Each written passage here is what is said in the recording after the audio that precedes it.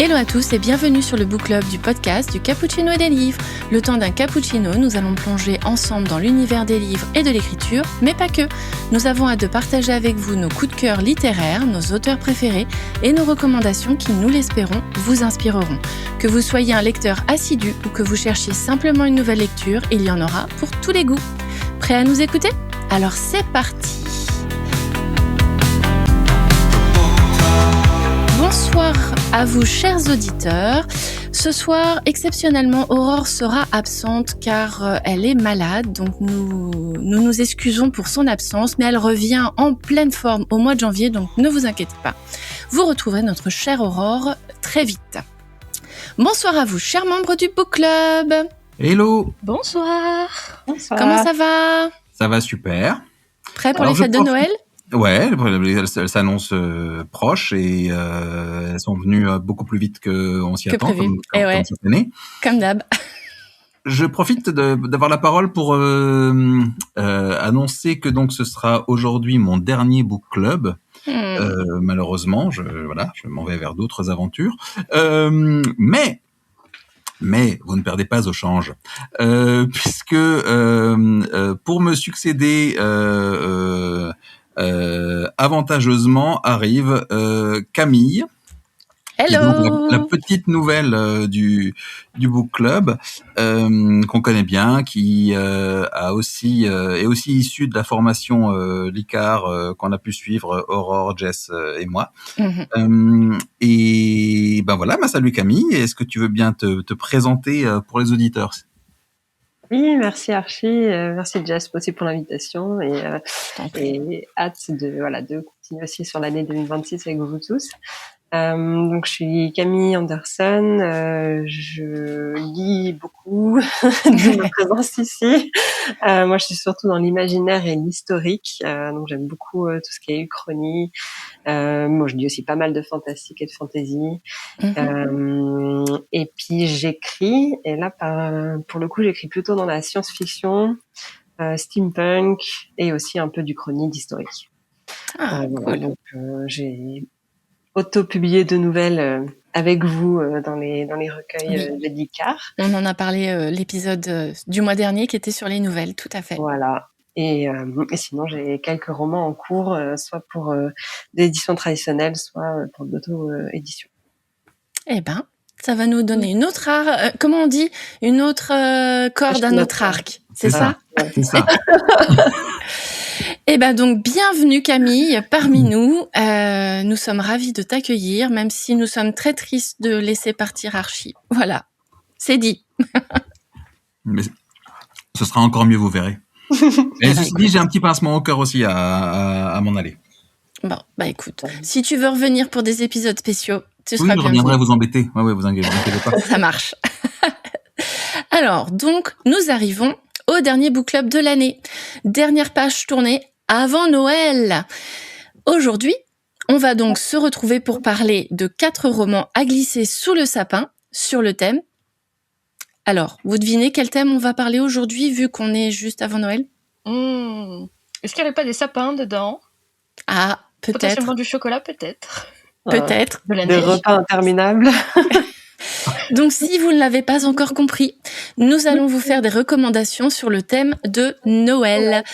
Mais également, vu que c'est le dernier épisode de l'année, on va aussi jeter un petit regard en arrière sur notre année de lecture, sur nos coups de cœur, nos déceptions aussi, parfois, même si ça va pas être évident de le dire. Et surtout, bien entendu, des livres qui nous ont accompagnés toute l'année 2025. Donc, on commence par la première partie avec nos recommandations sur le thème de Noël. Alors, chers membres du Book Club, quelles sont vos recommandations pour lire pendant les fêtes et autour du thème de Noël ? Archie, comme c'est ton dernier épisode, on te laisse la parole. Oh, j'ai tous les droits, j'adore. Ouais. Alors, moi, je dois avouer que dans ma bibliothèque et dans les livres que je projetais de lire, j'avais pas spécialement beaucoup de possibilités beaucoup de livres sur ce thème-là, à part un qui était en fait finalement un recueil de 3 nouvelles d'Agatha Christie qui s'appelle Christmas Pudding. Sachant que donc sur les 3 nouvelles, il y en a une seule, celle qui donne le titre du recueil, qui tourne vraiment autour du thème de Noël. Les 2 autres n'ont rien à voir avec ce thème-là. D'accord. Ces 3 nouvelles, donc il y en a 2 qui mettent en scène Hercule Poirot et une qui met en scène Miss Marple. Christmas Pudding nous emmène dans une enquête d'Hercule Poirot. Elle a été écrite en 1960.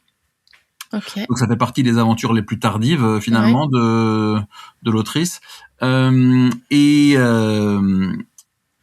Je vais donc me concentrer sur cette nouvelle-là, puisque c'est finalement la seule qui est en thème avec notre book club. Ça reste du cozy mystery, évidemment. C'est du Agatha Christie pure souche.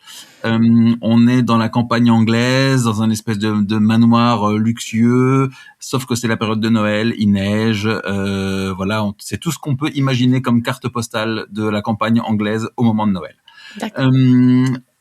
Poirot est là pour enquêter dans ce manoir sur le vol d'un rubis d'une grande valeur qui a été dérobé quelques semaines auparavant à un prince d'Orient qui veut le récupérer et qui donc mandate Poirot pour essayer de retrouver ce rubis. On sait que dans ce manoir, quelqu'un l'a en sa possession. La couverture de Poirot, pour justifier sa présence dans le manoir chez la famille Lassie, est de permettre aux détectives de vivre l'expérience d'un véritable Noël anglais. D'accord. Voilà, donc c'est décrit vraiment comme on se l'imagine, quoi. Pour le coup, on est vraiment dans le vrai cosy et le vrai mystery. Tout est bien démontré. Je vais pas aller plus loin dans l'intrigue, hein. Ça reste du Agatha Christie. En plus, c'est une nouvelle, donc c'est court. Donc si je vous en dis plus, je vais commencer à vous révéler trop de choses. Oui. Mon avis, on est sur quelque chose de très très classique, très très représentatif du style d'Agatha Christie, mais avec une petite particularité tout de même dans l'intrigue. Très rapidement, c'est un tout petit spoil, mais qui est pas vraiment gênant. Très rapidement, l'objet du vol, donc le rubis, est retrouvé par Poirot. D'accord. Pas au tout début, mais on va dire au premier tiers de la nouvelle. Ça arrive un peu par hasard, ça lui tombe dans les mains, sans qu'ils doivent mettre en œuvre quoi que ce soit pour tomber dessus. Et donc, c'est là tout l'intérêt de la nouvelle, c'est que Poirot doit s'atteler à confondre le voleur dans un deuxième temps. Et ça y est, l'objet, il l'a retrouvé, mais il s'en va pas, évidemment, ça reste Hercule Poirot, donc il est là, et il veut trouver les preuves nécessaires pour confondre l'auteur du larcin. À ça s'ajoute juste qu'on retrouve très vite le corps d'une enfant de la famille Lacey qui est morte dans la neige à proximité du manoir. Et dans sa main, elle tient le rubis qu'avait trouvé Hercule Poirot quelque temps auparavant. D'accord. Que de mystère. Je vous en dis pas plus, mais c'est là tout le cœur de l'intrigue. J'ai adoré cette histoire. En même temps, j'étais pas difficile à convaincre puisque je suis fan d'Agatha Christie depuis toujours. Mais ce que j'ai aimé, c'est qu'on y découvre un pan de caractère de Poirot que je n'ai pas souvenir d'avoir vu si souvent. En tout cas, il me semble. C'est la tendresse qu'il porte aux enfants, justement. C'est vrai.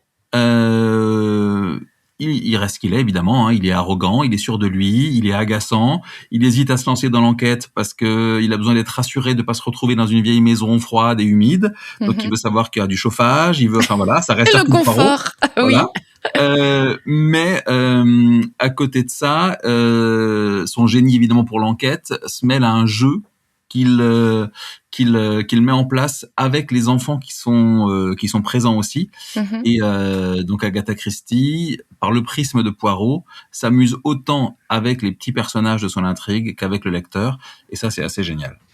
Ouais. La nouvelle est, on va dire, elle fait une 60aine de pages sur un livre de 180. C'est, on va dire, une longue nouvelle, quoi. Voilà. Mais franchement, ça se lit évidemment d'une traite super bien, et on a envie on entend les petites cloches derrière au moment où Poirot se met à table avec toute la famille, etc. Enfin voilà, le fameux Christmas pudding évidemment qui est au centre de l'intrigue. Donc voilà, vraiment un super moment sans surprise mais très agréable. Ok, ça marche. Moi je l'ai lu et plus t'en parles, plus je me dis ah oui c'était ça. Mais effectivement, il y a même eu un épisode avec David Suchet. Oui, exactement, tout à Parce fait. que je me souviens de la petite fille à côté de la fontaine, je crois, avec la pierre et sa robe blanche. Alors Je la crois. fontaine, je me souviens, dans le roman, ça me Je dit crois que plus c'est près rien, d'une enfin dans la nouvelle, fontaine. mais en tout cas, c'est comme toujours avec Agatha Christie, il y a toujours comment dire, une idée de modus operandi Mm. ou en tout cas de cafouillis dans l'intrigue et dans ce que voulait faire soit le meurtrier, soit le voleur, soit etc. Il y a toujours un truc qui va pas bien à un moment, et cette idée est toujours assez géniale. Donc Tout à là, fait. encore une fois, c'est le cas. Eh ben écoute, ça donne envie de le découvrir. Pas vous? Je me Non, rappelle pas visiblement les l'avoir autres lu, pas. Non, donc pour moi, visiblement ce non, sera non, c'est voilà.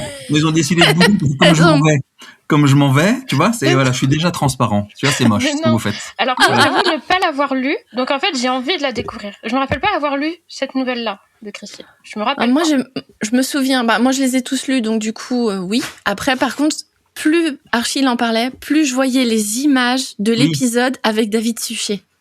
C'est ça. Et d'ailleurs, les deux autres nouvelles, donc la deuxième qui met aussi en scène Poirot et la troisième avec Miss Marple, sont absolument géniales aussi. La dernière de Miss Marple est assez courte, mais bon, enfin après moi j'ai un vrai coup de cœur pour Miss Marple. Moi je préfère Miss Marple à Hercule Poirot encore.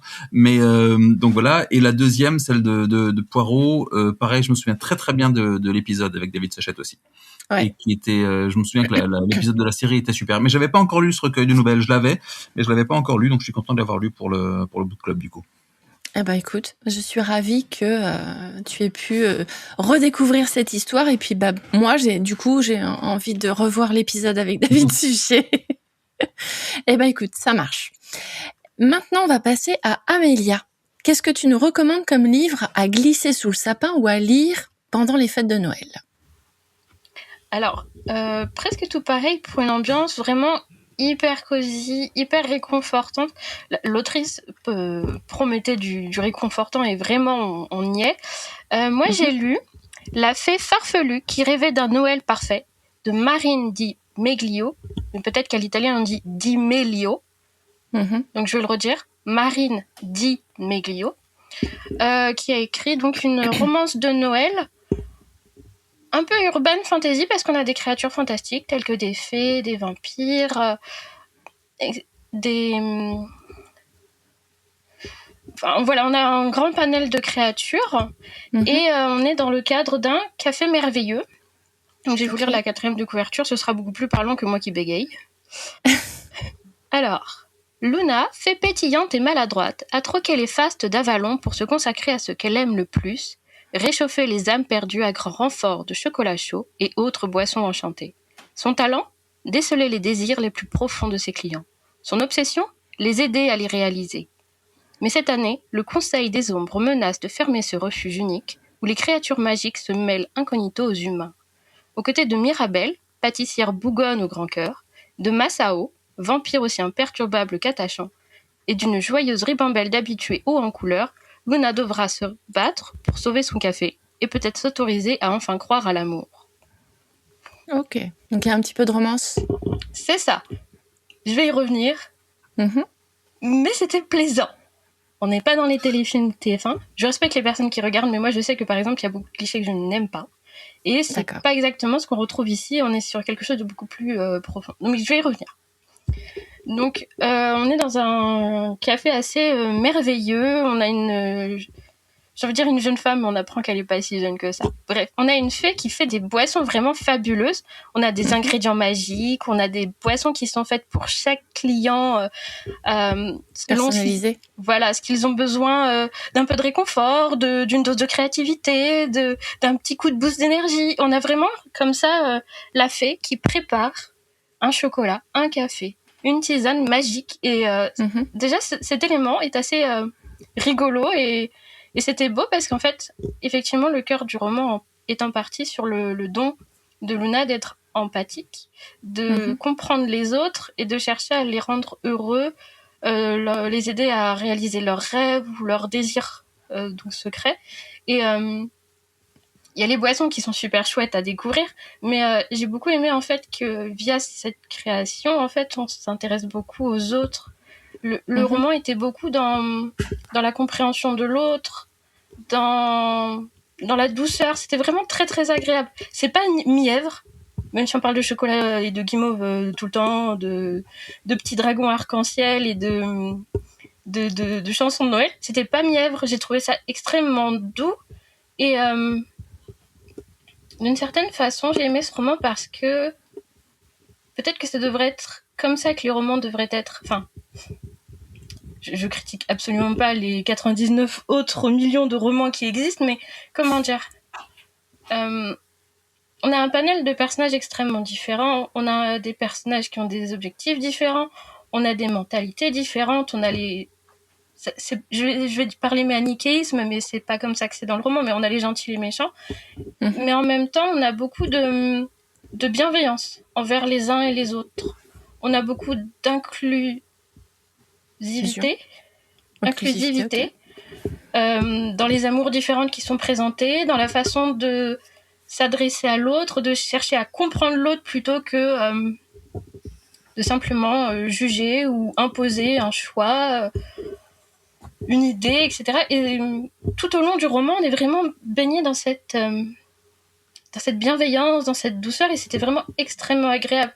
Alors effectivement, on a le cadre de Noël, qui est en plus sur la convivialité, la chaleur, le chaleureux. Et je suis pas très romance. Je suis encore moins romance de Noël, mais j'ai trouvé ça extrêmement attendrissant. Mais sans être dégoulinant ou quoi, juste vraiment attendrissant. Ce sont des fées, des créatures magiques, mais ça donnerait presque espoir sur la bonté, quoi. J'ai trouvé ça très très chouette. Vraiment très très chouette. Est-ce que ça fait un peu penser à de la littérature japonaise ? Dans quel sens ? Les boissons créées spécialement pour les clients avec un message ou une action qui pourrait les aider. Effectivement, il y a une série de romans qui a été traduit cette année, c'est ça ? Peut-être, moi ça me fait penser à certains résumés que j'ai entendus sur des romans japonais. Ça me parle. Enfin, asiatiques en tout cas. Ou coréens, je sais pas, j'avoue je sais pas. Oui, ça me fait penser. Alors je ne les ai pas lus, j'ai dû les voir rapidement, donc je ne peux pas juger.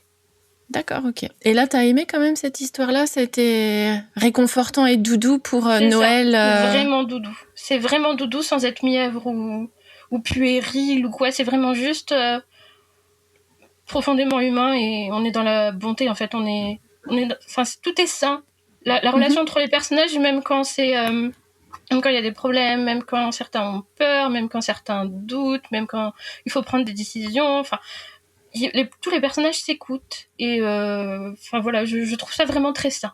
Voilà, s'il pouvait y avoir des romans comme ça. Tu penses plutôt réservé à un type de public particulier, plutôt jeune, ou tu penses que ça se lit à n'importe quel âge ? Ça pourrait être tout âge, mais il y a quelques petites thématiques. C'est pas des trigger warnings qu'il faut mettre, mais par exemple, on évoque une personne qui songe à se suicider. On mentionne des difficultés de parents divorcés.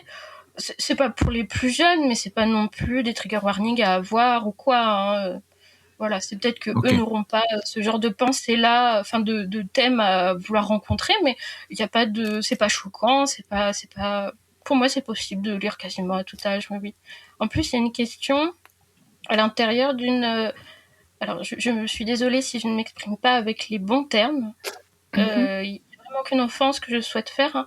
J'ai juste pas le vocabulaire précis. Mais il y a une personne dans le roman qui, en plus, entame une transition. Une transition de genre. Donc, c'est une question qui peut être intéressante pour plusieurs publics, même adolescents. Voilà. Moi, je pense que ça peut être tout public. Voilà. D'accord. Ok, ça marche. On le note.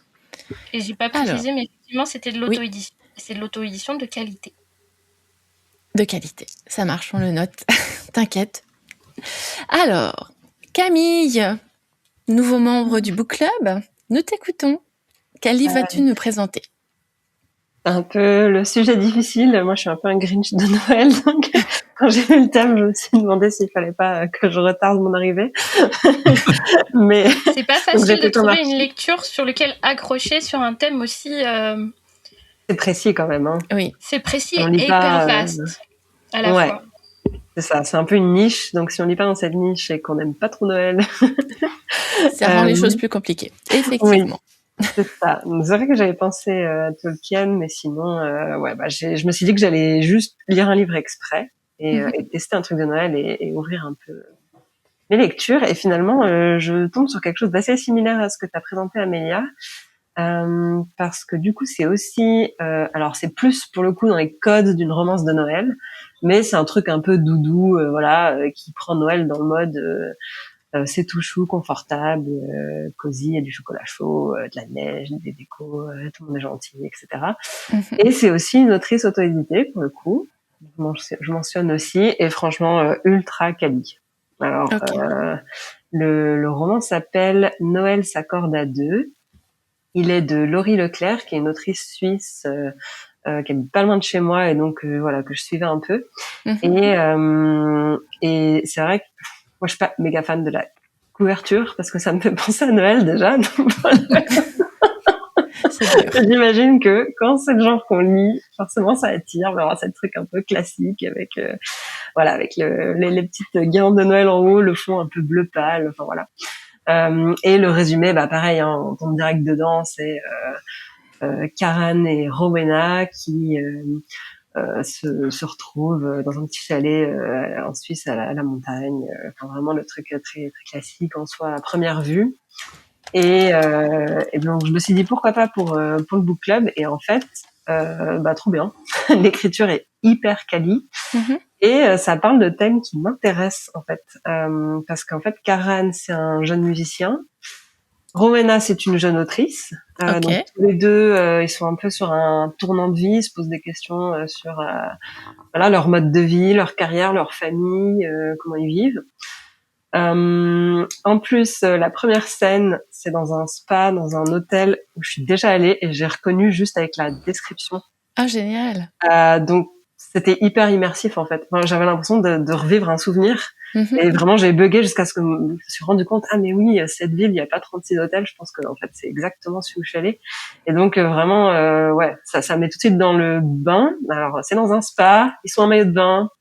Ça commence c'est un peu chaud là. Effectivement. Pas la romance, c'est genre oh là là. Du coup, forcément pour moi ça fait gros page turner. Il se passe des trucs.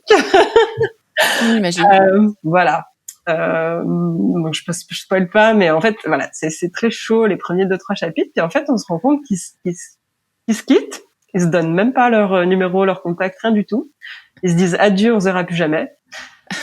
Donc c'est genre comment l'autrice va rebondir? On est au premier 5% du bouquin et la romance est terminée. Effectivement. Parce que je connais pas les codes, donc je savais pas qu'il fallait qu'ils se rencontrent tout de suite. Et en fait, elle joue sur ils se rencontrent tout de suite, mais après il y a un récit beaucoup plus, qui sort en soi un peu des codes de ils se cherchent puis ils se trouvent et on sait qu'ils vont se trouver.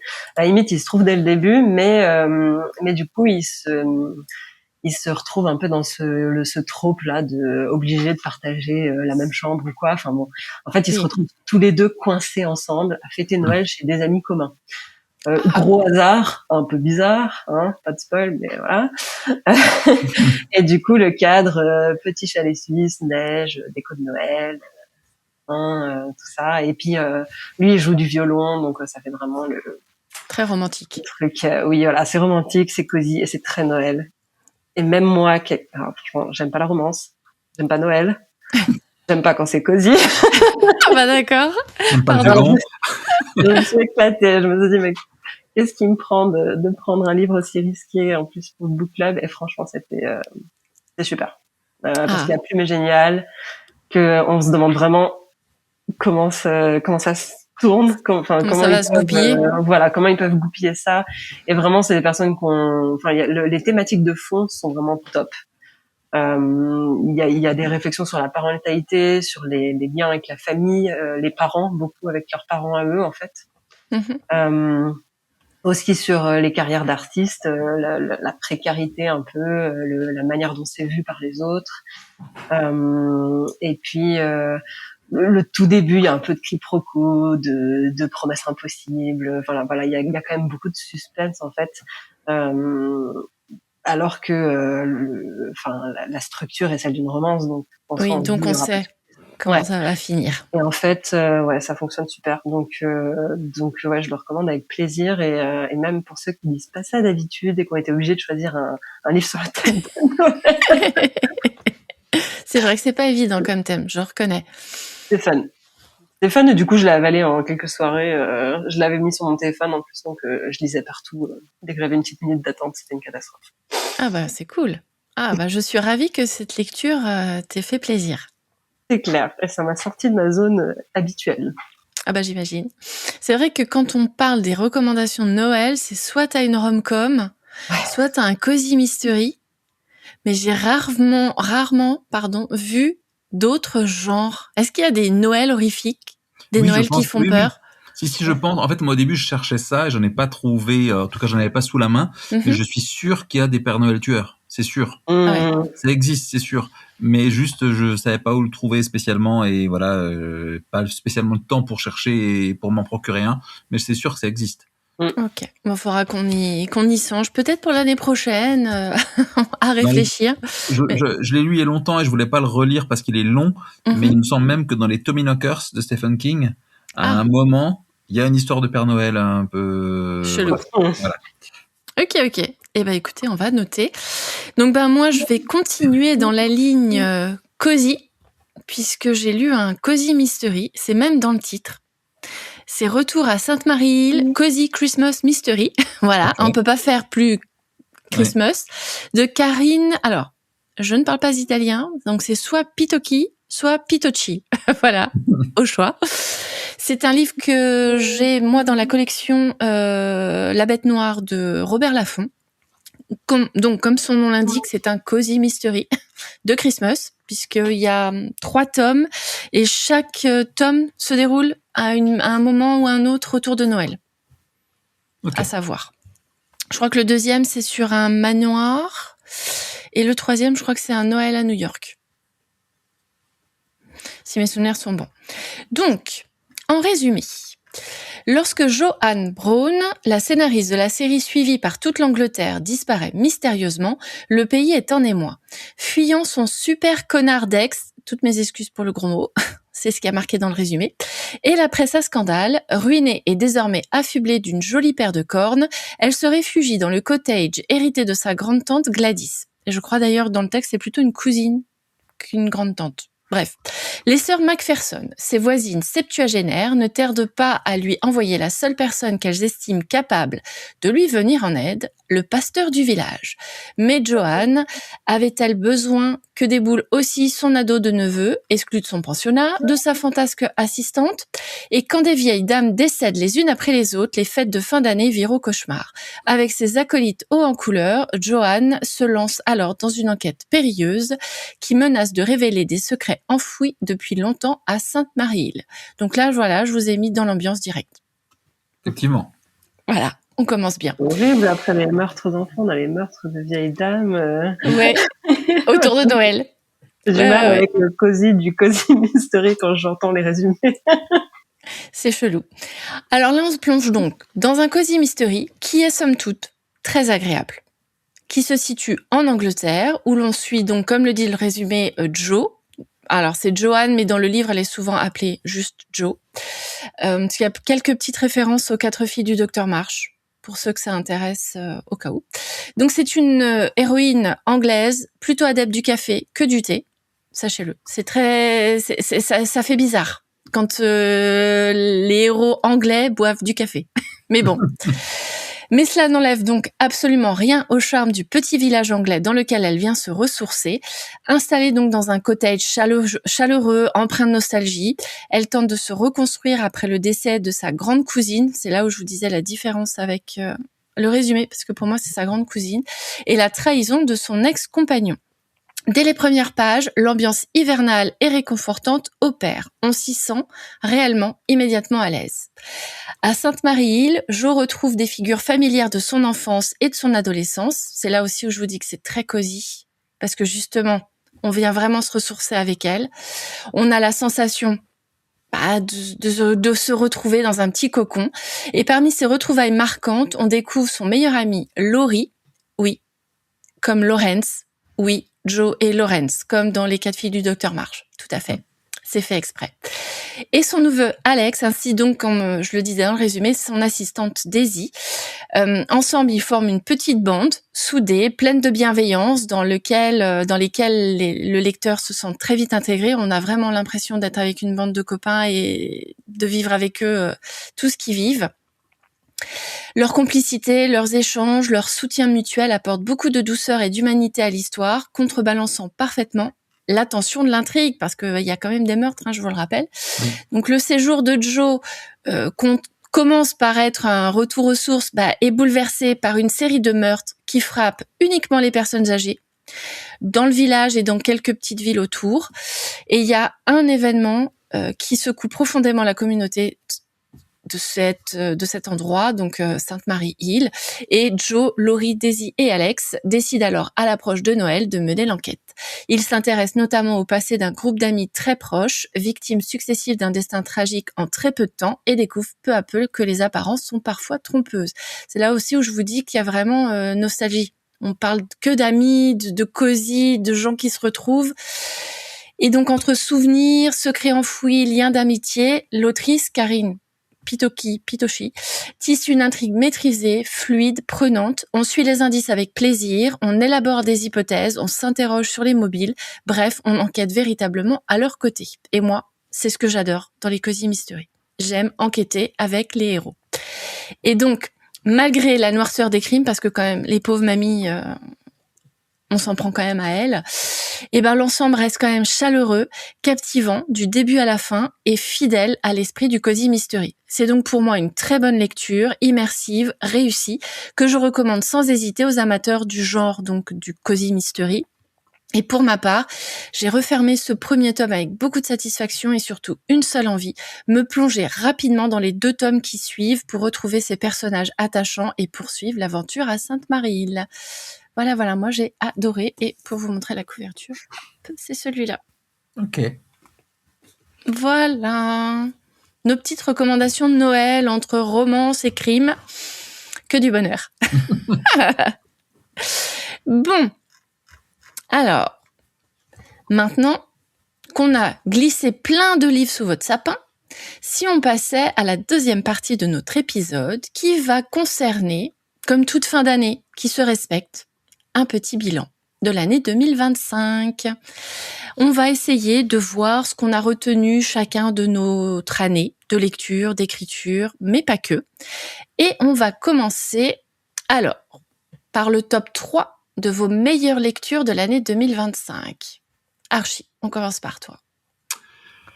Alors, le top 3 de mes lectures de cette année. J'ai pas eu énormément de lectures cette année, je dois avouer. Mais il y a une raison à ça, c'est que cette année, j'ai lu une saga qui était particulièrement longue, qui faisait 2 fois 1000 pages, 2 tomes de 1000 pages, et qui fait partie du top 3, qui est même en tête, qui s'appelle Les récits du demi-loup de Chloé Chevalier. Oui. Que j'ai vraiment adoré. J'en ai parlé. Celui de cet été. C'est ça, j'en ai parlé à la rentrée. En deuxième, je parlerai de Ce que prend la mer de Manon Fargeton, son dernier roman, et la littérature blanche paru chez Héloïse d'Ormesson, et que j'ai vraiment adoré. C'est très intime, très profond. Ça parle de mémoire, ça parle de famille, ça parle de plein de choses. Et pour finir, rien à voir, Vertèbre de Morgane Cossarieux. Donc là, on est sur du body horror, sur on va dire une réécriture de la mythologie du loup-garou. Vraiment très très chouette. Je découvrais Cossarieux, ça fait longtemps qu'elle écrit, mais j'en avais jamais lu. D'accord. Et c'était mon premier, et franchement j'ai adoré. Voilà. Ok, ça marche. Amélia, ton top 3 de l'année? Alors, est-ce que je vais surprendre des gens s'il y a des réécritures de contes dedans? Non, que ça. Alors, le troisième, enfin, moi je suis un podium, mais en vrai, tous les livres, ils auraient pu s'équivaloir. Mhm. Oui, je crois que c'est là. J'ai mis en 3 Wings of Starlight d'Alison Saft, Ouais. qui est une sorte de spin-off du Disney de la Fée Clochette, où on s'intéresse à la Fée Clarion. Ouais.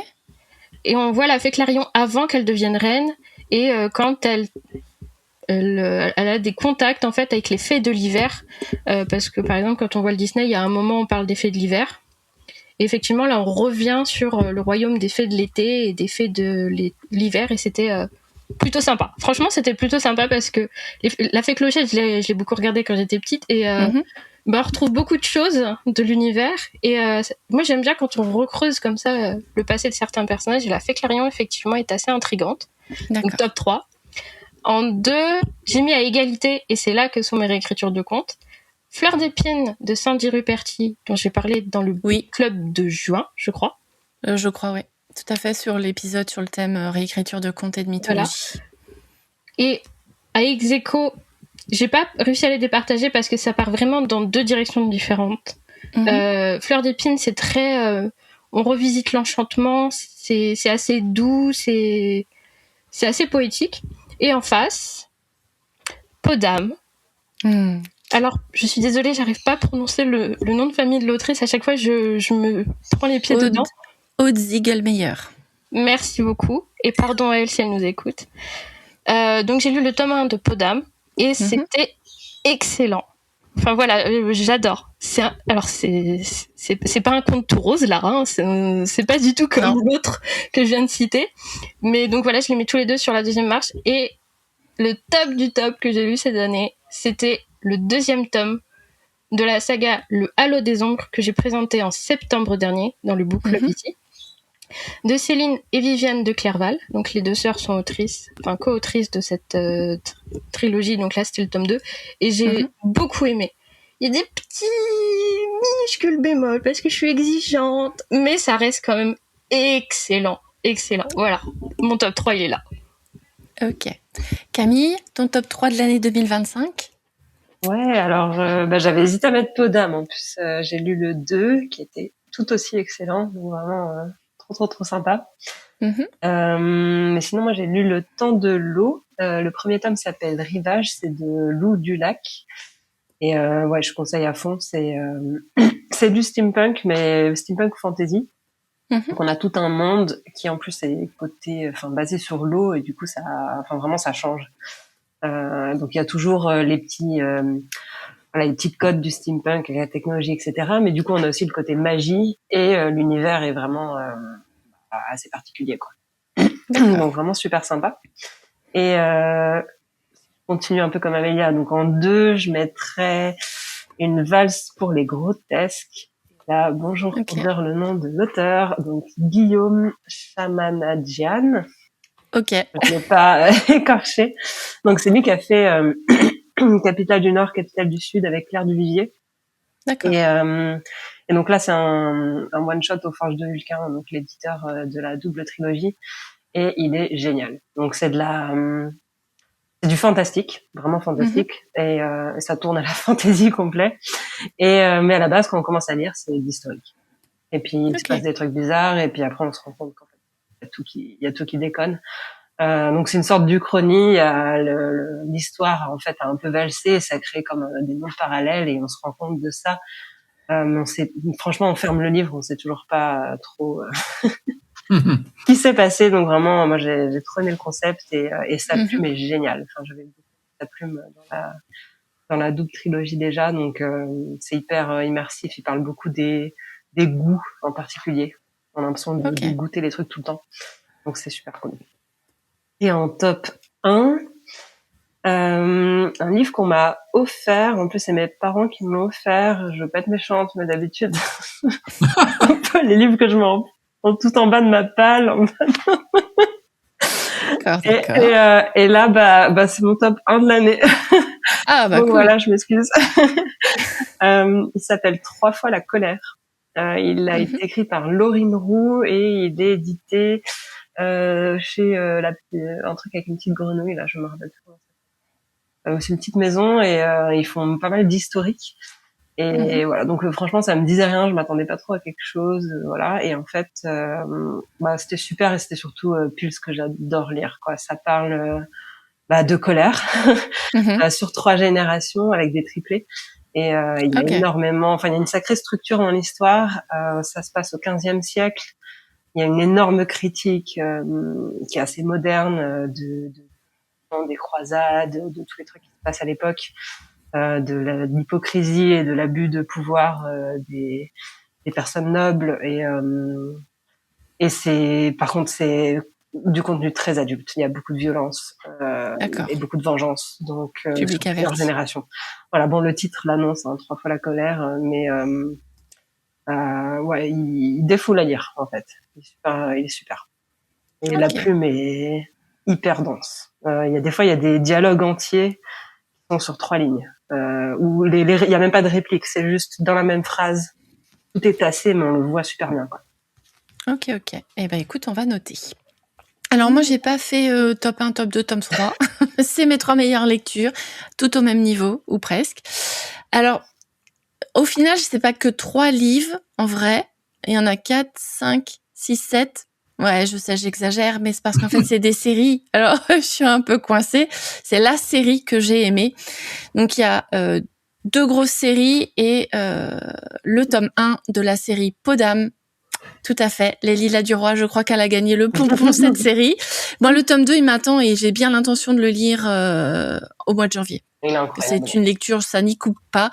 Je veux finir, parce que c'est une duologie, donc normalement, on finit l'histoire, c'est ça? Si t'as bien aimé le personnage du fou, oui, j'ai adoré. Sur le tome 2, quoi.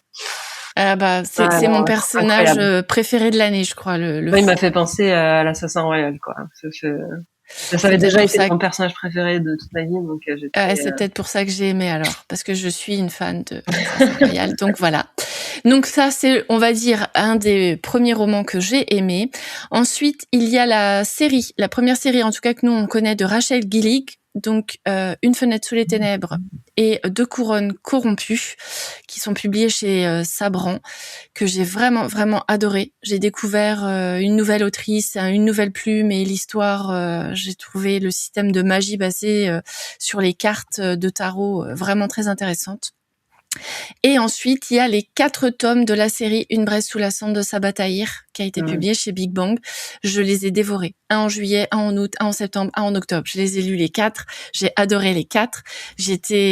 Alors, je sais que c'est assez clivant. Il y en a qui ont vraiment pas aimé et qui ont abandonné dès le premier tome.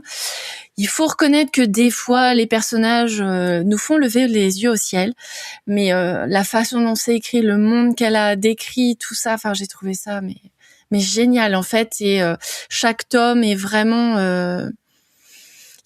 on met en avant 4 grands personnages et chaque personnage est vraiment exploité un maximum et j'ai vraiment vraiment adoré cette série. Donc voilà, ça c'est mon top 3. Alors, Archie, si tu avais 3 mots, ouais, je sais c'est dur, mais pour résumer ton année de lecture, qu'est-ce que tu nous dirais? Ouais, c'est hyper dur. Ouais.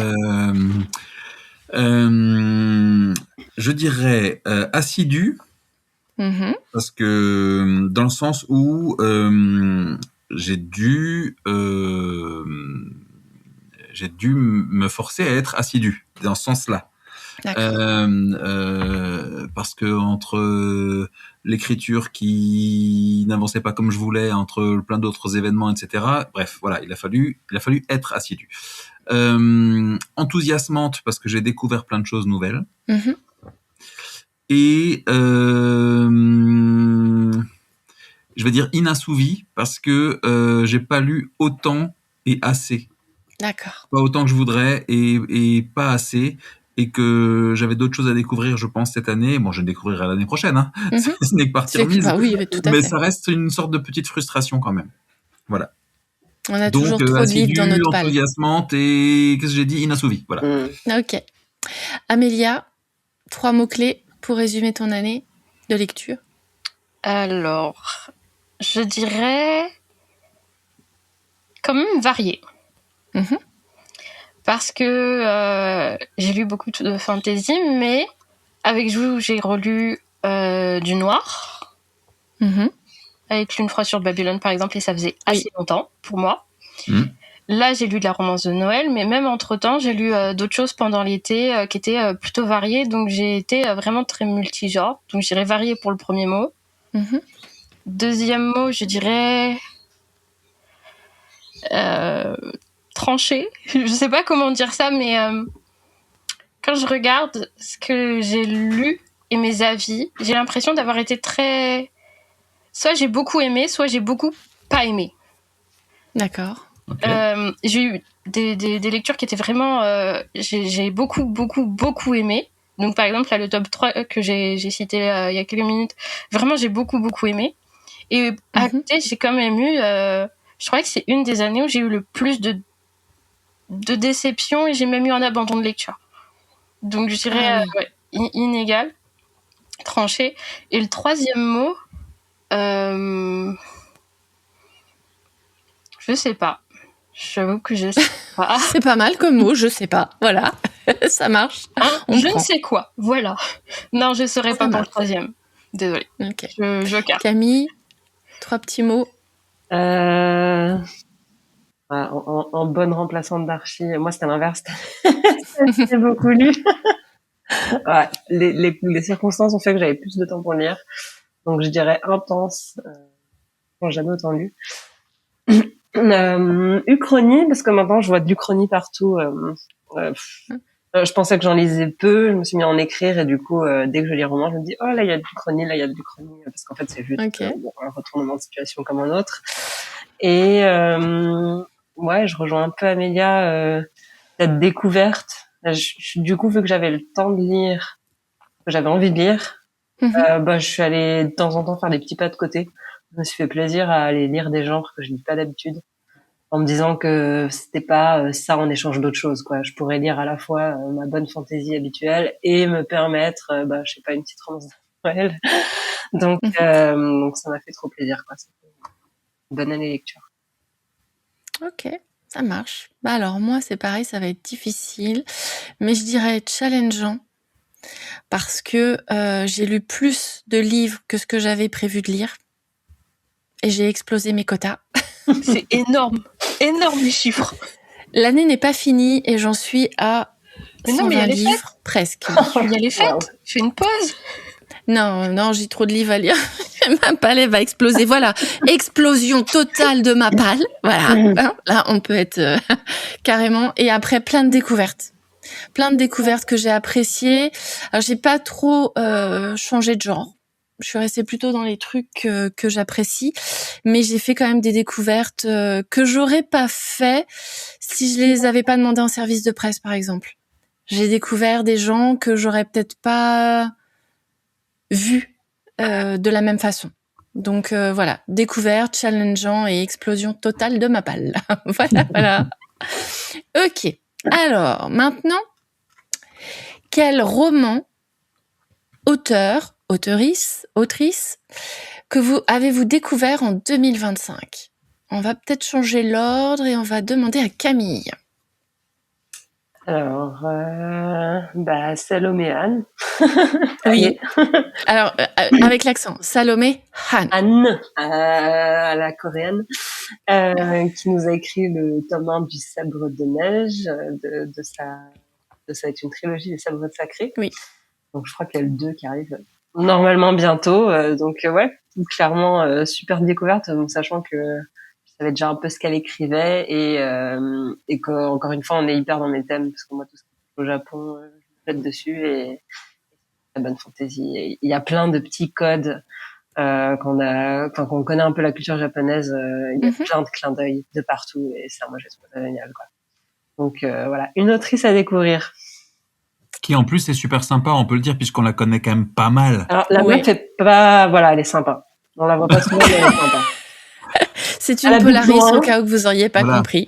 Elle est en Corée, mais elle est sympa, donc on peut lui faire de la pub quand même. Tout à fait. Archie.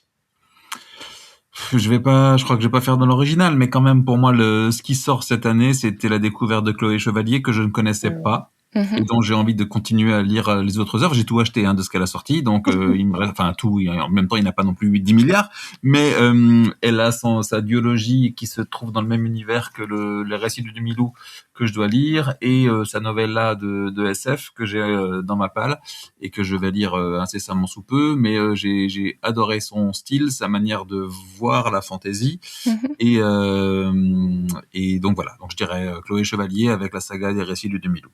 Ok. Amélia. Original. Pardon. Amélia, de ton côté. J'ai le droit à une réponse Trafalgar ou pas? Écoute, tente. En fait, cette année, je n'ai lu que des auteurs et des maisons d'édition, donc à part pour le Halo des Ombres, que je ne connaissais pas. Et pour la plupart, ça a été des très belles rencontres de lecture, donc je pense pas pouvoir choisir.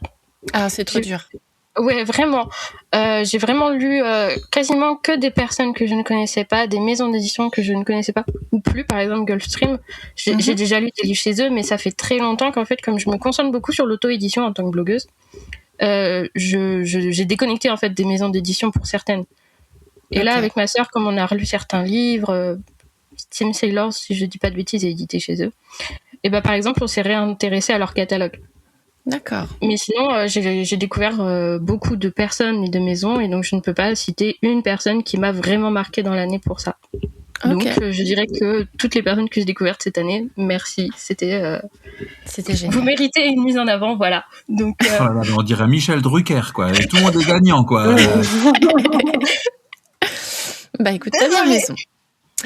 Alors, moi je dirais Yann Bécu, Sous la brume, publié chez HSN, donc aux éditions de l'Homme sans nom.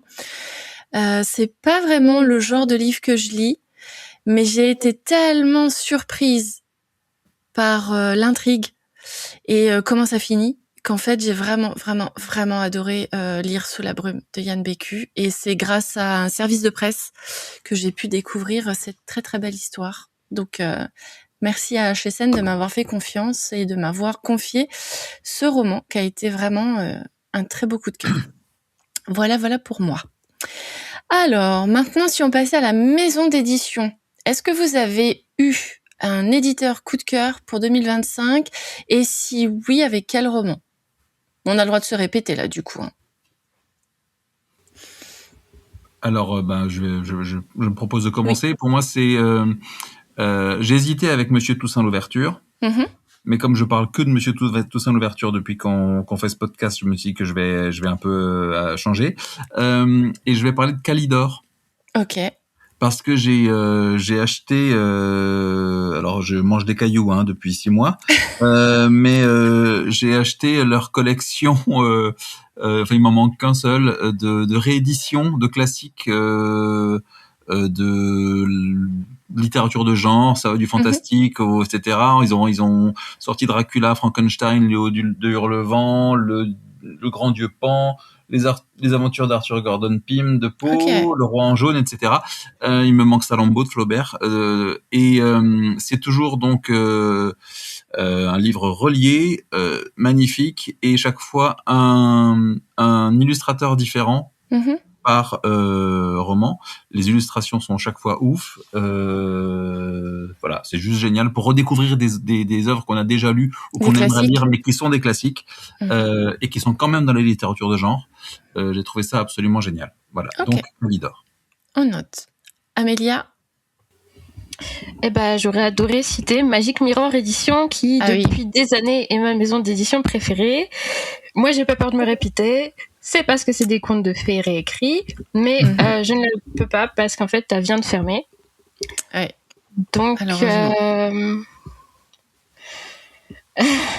on peut la mettre en avant quand même pour tout ce qu'elle a fait comme travail. Alors, jusqu'ici. Je le ferai parce que j'ai vu certaines autrices qui veulent donner une seconde vie à leur roman. Et sinon, je n'ai pas lu les romans de cette maison d'édition, mais elle me fait gravement de l'œil et j'adore le soin qu'elle donne aux ouvrages qu'elle édite. C'est Nessian Édition. Ok. Voilà, il y a un travail qui est fait sur les œuvres qui est fabuleux, et c'est des œuvres qui, me semble-t-il, sortent de l'ordinaire, un peu des sentiers battus. Donc je voudrais beaucoup m'intéresser à elle, et bon petit coup de projecteur parce que j'aime beaucoup ce qu'elle fait et les titres en tout cas ils sont tous dans ma palle. Je les ai déjà tous, ils sont tous dans ma palle. Donc déjà elle a réussi à m'acheter avant que je l'achète. Voilà. D'accord. Ok. Camille. Moi, ce qui me vient à l'esprit, c'est plutôt les mondes flottants. C'est une maison d'édition assez jeune, qui sont plutôt sur des éditions graphiques. Et moi, je les ai découverts parce que du coup, j'ai lu Le Porteur d'Affranchi. Ok. J'ai croisé aux Imaginales, je me suis dit, oh là là, son bouquin est juste tout ce que j'aime. Et c'est vrai qu'en le feuilletant, en fait, donc c'est un roman, mais il y a des illustrations sur les débuts du chapitre, t'as des illustrations de super qualité en couleurs, etc., qui sont insérées dans du bouquin. Et ces des éditions-là, en fait, font aussi des romans vraiment graphiques, donc style un peu manga, où vraiment alors t'as aussi des vrais paragraphes de romans, mais voilà, insérés dans les pages plus BD. Et du coup, c'est juste ultra quali et trop beau, quoi. Ok. Donc voilà, j'en ai pris quelques-uns chez eux entre-temps. Eh ben écoute, on note. Eh ben moi je dirais que c'est plutôt la maison d'édition que j'ai le plus lu cette année. Et c'est Gulfstream Éditeur. Parce que j'ai commencé l'année avec Fleur de cendre de Sarah Delisle, que j'avais interviewée l'année dernière. J'ai continué avec Peau d'âme, voilà, que j'ai vraiment adoré. J'ai poursuivi avec La prophétie de l'ambre, tome 1, tome 2 de Karina Rosenfeld. Et j'ai également lu Jusqu'au plus profond des astres des Edgy Twice. Alors j'aimais déjà les Edgy Twice avec La passeuse de mots, mais là j'ai fait une nouvelle découverte de leur... Enfin, j'ai redécouvert leur plume. Je sais pas comment vous dire ça, mais bon voilà, je dirais que ouais, mon éditeur coup de cœur de l'année, c'est Gulfstream Éditeur. Voilà. Ok, d'accord. Alors, quel est le genre que vous avez le plus lu cette année et est-ce que ça vous surprend? Archie, on recommence par toi.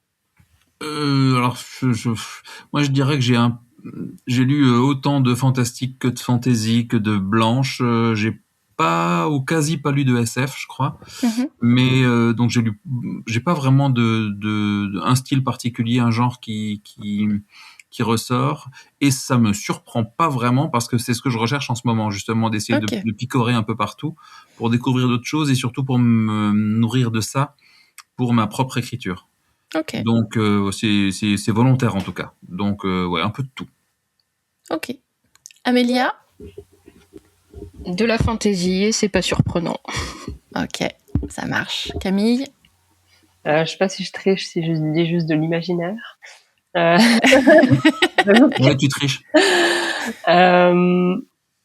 Non, alors peut-être un peu plus d'historique et de science-fiction que d'habitude. Un peu moins de fantaisie, un peu classique, quoi. J'avais pas mal, par exemple, d'historique avec un petit côté fantastique, mais qui est léger. Des choses comme ça. Un peu des mélanges. Mais c'est jamais pur dans un genre. Ça, c'est un truc qui se démarque. Ok. C'est multigenre, mais avec le côté historique un peu plus souvent. Ouais, bien sûr. Ouais. Ok. Et ben moi, je vous dirais, j'ai lu beaucoup de fantasy, beaucoup de fantastique, beaucoup de cozy mystery. Et non, ça ne me surprend pas du tout. Comme toujours. Parce que je n'aime que de l'imaginaire et que quand je regarde mes stats sur Babelio, il y a 0 fiction et 100% de... non, 0 non-fiction et 100% de fiction. Donc voilà, c'est pas du tout surprenant. Ok. Alors, l'année prochaine, en 2026, parce que ça arrive, est-ce que vous avez un genre littéraire que vous aimeriez découvrir ou lire davantage de romans dans ce genre l'année prochaine? Archie? Bon, je pense que moi j'aimerais bien quand même me replonger un tout petit peu plus de nouveau dans le fantastique, voire l'horrifique. Le fantastique, c'est quand même mon genre de lecture de prédilection. Justement parce que je pense que le fantastique, l'air de rien, lorgne quand même vachement vers la blanche. Et ouais, je crois que c'est ce que je préfère. Et j'en ai un peu moins lu cette année. Donc ouais, peut-être revenir un peu à ça, relire les quelques King que j'ai pas lus et puis j'en ai 2-3 autres là qui m'attendent. Ouais, je pense que je vais retourner vers ça un peu. Ok. Amélia? J'ai pas envie de le découvrir, mais j'aimerais remettre un peu plus de thriller dans mes lectures. Ok. Ça me manque. Donc j'aimerais remettre du thriller dans mes lectures. Et parce que je suis bizarre. Et rééquilibrer avec un poil de romance. Je suis toujours pas lectrice de romance, mais c'est vrai qu'un peu de romance. Cette année, j'en ai eu un peu et c'était pas désagréable, donc peut-être en remettre un petit peu, mais peut-être pas de la contemporaine, je sais pas trop. Enfin, je suis en réflexion, voilà. Mais en tout cas, je voudrais plus de thrillers pour l'année prochaine. Ça marche. Camille? Moi, je pense que je pars plus comme Archie en mode d'horreur, voire un peu du gore, des trucs comme ça. Je pense que j'ai des lectures dans ce sens-là. Okay. J'ai besoin de tout doux, mais je pense l'année prochaine, je peux reprendre des lectures plus dans ce style. Ça marche. Eh ben moi, je dirais un peu plus de romans noirs et un peu plus de romans policiers. Parce que cette année, j'ai beaucoup délaissé le roman noir. J'en ai lu très peu par rapport aux années précédentes et je me dis que peut-être j'ai bien envie de me replonger dans des meurtres et dans des crimes. Mais c'est pas grave, je vais bien, vous inquiétez pas. Je ne suis pas malade. Ok, d'accord. Alors, même si ce n'est pas un coup de cœur, sur quel livre voudriez-vous mettre un petit coup de projecteur ? Sur bien entendu, sur vos lectures de 2025. Est-ce qu'il y a un roman qui était pas un coup de cœur, mais qui était un 4,5, 99 ? Donc, je peux commencer. Moi, je dirais Fisherman de John Langan. Ok. Ils viennent d'éditer un roman précédent à lui, puisque le Fisherman a vraiment marché un peu partout. C'est on va dire, c'est du fantastique Lovecraftien. D'accord. Mais pris sous un angle un peu moins, il y a un peu moins de pesanteur. Lovecraft, c'est pesant, c'est lourd, il y a une espèce de...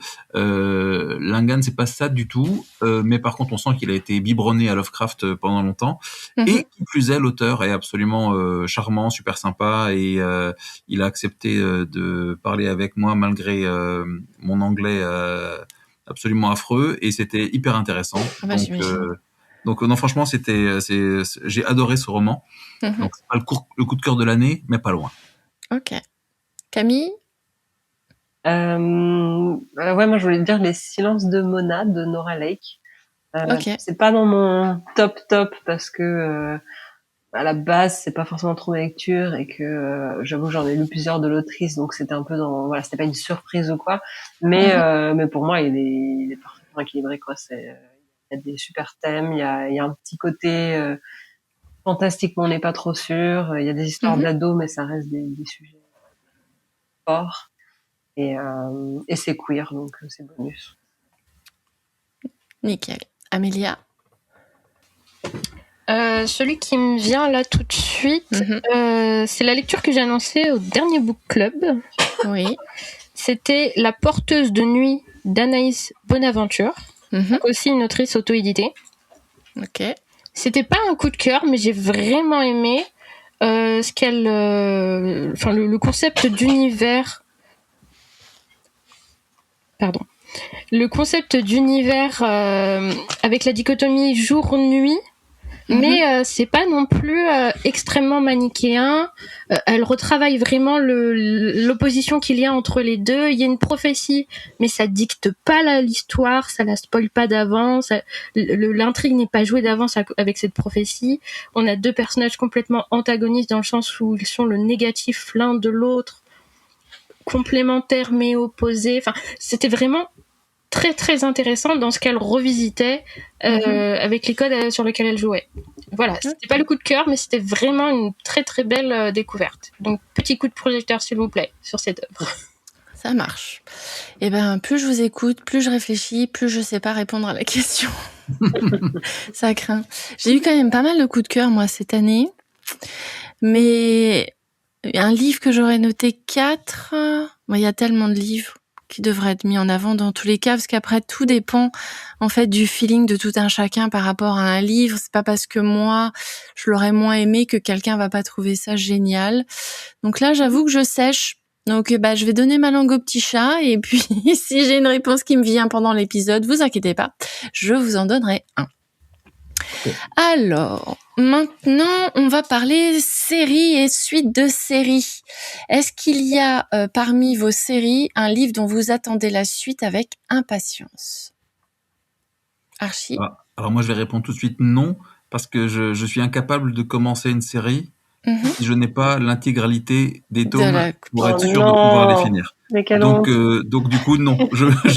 J'attends rien, puisque quand j'en lis une, c'est que je sais que je vais arriver au bout. Voilà. Ok. Camille? C'est deux dont j'ai déjà parlé, mais le porteur d'affranchi, je m'étonne d'arriver très très très bientôt. Et puis j'attends toujours la suite du Sabre de neige de Salomé Han, oui. qui aussi doit arriver très très bientôt. Ok. Amélia? Moi, de toute l'année, j'attendais la suite du Halo des Ombres. Oui. Donc, j'ai cité 1 ou 2 fois depuis le début de l'épisode. Et donc, je suis heureuse, surtout que là, je viens d'avoir le tome 3 en cadeau de Noël anticipé. Donc, voilà. Ah, génial. Oui, mais maintenant, je veux aller au plus profond des astres. Hein. Voilà. Oui. J'ai tensé toute ma famille. Je le veux. Oui, non, il est très très bien. Et j'aurais tendance à te dire que moi, le livre dont j'attends la suite, c'est Jusqu'au plus profond des astres, parce que j'aimerais bien savoir ce qui se cache derrière cette histoire. Non, franchement, j'ai adoré cette lecture, donc ouais, j'aurais tendance à dire que c'est peut-être celui-là que j'attends. Donc c'est Edgy Twice chez Gulfstream Editor, donc ouais, j'attends celui-là. Ça marche, on note ça. Alors, un livre qui vous a sorti de votre zone de confort ou de vos lectures habituelles. On va commencer par Amélia, tiens. On va changer un peu l'ordre. Le livre lu pour ce book club. Parce que la romance et Noël, pour moi, c'est pas du tout dans mes genres habituels. Hein, mais... Ok, je note. Camille? Moi, j'avais fait un pas de côté, là, déjà, il y a 1 mois à peu près. Et c'était une de mes toutes premières romances, donc ça m'avait déjà entraînée avant la romance de Noël du book club. J'ai lu Une année pour se retrouver de Megan Mercier, qui est aussi une autrice suisse auto-éditée qui habite près de chez moi. Okay. Et franchement, j'étais dans une période difficile au travail et c'est un truc à green flag, quoi. C'est une green romance, c'est un feel good, c'est un truc tout doux, tout gentil, etc. Mais en fait, qui est boosté de confiance en soi. Vous avez des personnages qui commencent, ils sont complètement à plat et ils arrivent à se reconstruire, mais séparément. En fait, c'est une romance, ils se rencontrent qu'à la fin, quoi. Enfin, vraiment, ils se reconstruisent chacun en parallèle en se soutenant. Et donc, la romance suit ce fil-là plutôt que un peu plus traditionnel. Et donc, c'est pas basé sur l'autre va sauver l'autre, mais c'est vraiment chacun se remet en morceaux avant de créer une relation avec quelqu'un d'autre que soi-même. Et du coup, c'était pile ce que je devais lire. Donc, j'étais trop contente du pas de côté. Ok. Archie? Alors moi je sèche un peu et du coup je dirais que finalement ce qui m'a le plus sorti de ma zone de confort, donc de mes lectures habituelles, je dirais que c'est la nouvelle d'Amélia que j'ai lue pour le dernier book club qu'on a lu chacun les nouvelles les uns des autres, parce que j'avais pas lu encore de relecture de contes et de même ce format, et j'ai vraiment beaucoup aimé, donc du coup voilà, bonne pioche. J'en suis honorée, merci. Eh ben écoutez, ça marche. Alors moi, j'ai très peu tendance à sortir de ma zone de confort, parce que plus je réfléchis à tous les livres que j'ai lus, plus je reste dans les genres que j'aime, en fait. J'aime pas abandonner un livre. Et j'ai peur, en fait, quand je sors trop de ma zone de confort, d'être obligée de l'abandonner à un moment ou à un autre. Donc, du coup, j'en ai pas fait. Peut-être qu'il faudrait que j'en fasse. Voilà. C'est pas une réponse terrible, mais ouais, non, je sors rarement de ma zone de confort. Donc, et cette année, je suis même pas du tout sortie de ma zone de confort. Donc, j'ai pas de recommandations. Oh c'est honnête au moins. Ah oui, écoute. Voilà. Hein. Alors, un livre de non-fiction, un essai. Est-ce que l'un d'entre vous a lu ce type de littérature cette année? Amélia? J'avoue que c'est pas tellement dans mes habitudes de lecture, donc j'ai pas de réponse sur un titre ou quoi. Désolée. Ok. Camille? Ouais, moi, j'en ai lu quelques-uns. Moi, j'aime bien, soit quand je me documente, soit sur des thèmes. J'en ai lu un sur les sorcières qui s'appelle Sorcière, le sombre grimoire du féminin D'accord. de Tanguy Julie Proust et qui était trop cool parce que c'est que des citations de vieux ouvrages qui montrent une image de ce qu'on appelle une sorcière et du coup ça a vraiment rien à voir avec la version qu'on en a aujourd'hui. Donc ça débunk aussi un peu le mythe autour. Ouais, je le recommande. Ok. Archie? Alors moi, j'ai quand même lu. Alors, est-ce que c'est vraiment des essais? Oui, je pense. On peut les considérer que c'est des essais. En fait, je me suis redocumenté pas mal sur toute la mythologie arthurienne, puisque c'est une de mes passions depuis toujours, et que là, mon roman actuel y fait référence.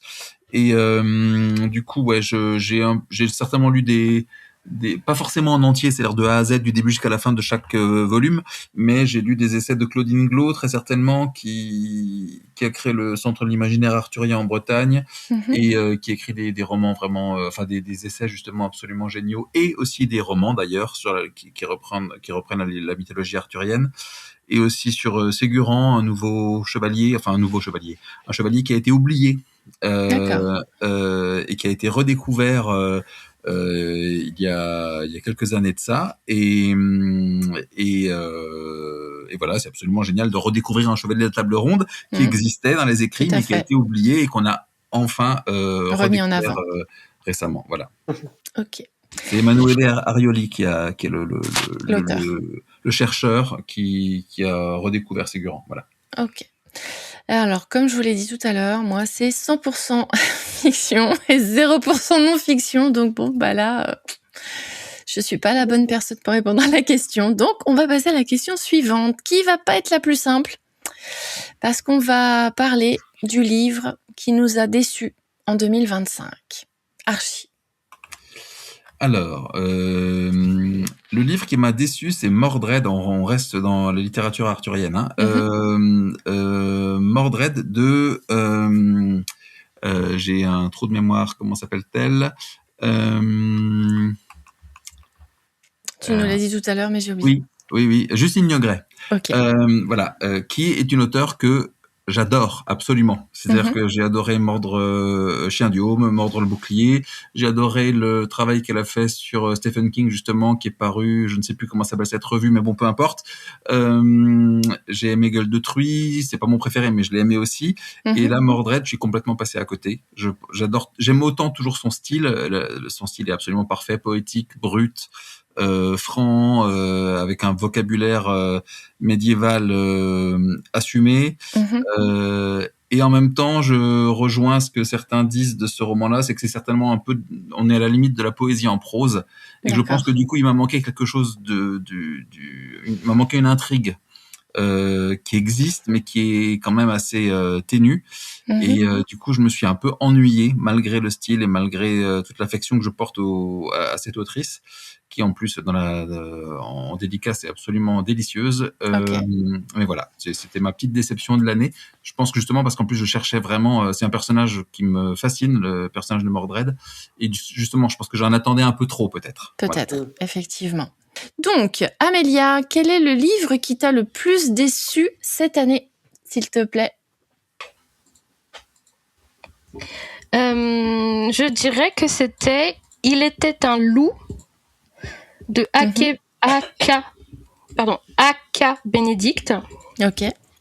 Le pitch rapide, c'est une autrice qui a été kidnappée et qu'on force à écrire, mais elle doit faire des revisites de contes et en gros, elle est chez un assassin. D'accord. Donc, elle doit réécrire les contes façon meurtre. Sur le papier, c'est plutôt pas mal. Sur le papier, c'est plutôt pas mal. Mais ça ne l'a pas fait avec moi. Okay. Pour être un peu plus exhaustive, en fait, la première partie est vraiment intéressante. On voit effectivement une gendarme, une policière, je me souviens plus exactement, mais on a le rôle. Une personne qui enquête officiellement sur du coup les crimes qui vont avoir lieu. et qui semble mettre en fil rouge des contes de fées. C'est intéressant. Pour la première partie, ok, on enquête sur les contes, on voit que c'est des crimes en série, que le fil rouge est très clair, on voit des contes de fées avec des éléments type la citrouille, des bonbons pour une secrétaire, bon voilà.